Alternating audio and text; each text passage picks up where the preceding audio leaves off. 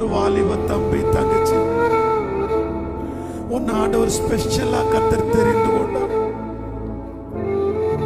எல்லாரும் உன்னை பார்த்து கட்டிபுள் கையுமா இருக்கிற, நீ மட்டும் எப்படிடா ஜெபம் பண்ற, நீ மட்டும் எப்படிடா வார்த்தையை விசுவாசிக்கிறீங்க. அவ்வளவு கர்த்தர் நேரடியா பேசுற.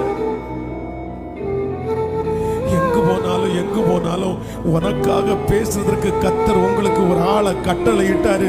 யாருமே அழமாட்டாங்க, நீங்க மட்டும் அழுவீங்க. யாருமே சந்தோஷப்பட மாட்டாங்க, நீங்க மட்டும் சந்தோஷப்படுவீங்க. காரணம், அங்கெல்லாம் வாக்கு தத்தத்தை கர்த்தர் உங்களுக்கும் எனக்கும் அள்ளி இறைச்சாரு. ஆனா இப்ப என்னமோ சமீப காலத்துல அந்த வாக்கு தத்தை நிறைவேறதுக்கு எல்லா தகுதியும் நான் இழந்துட்டேன். நான் உங்களை விட்டு தூரம் போயிட்டேன். இனி அந்த வாக்கு தத்துவம் எப்படி நிறைவேறும்னு இருக்கிற பிள்ளைங்க கையை உயர்த்தி, நீர் என்னை நம்ப பண்ணின அந்த வார்த்தைகளை மறுபடியும் ஒரு விசை எனக்காக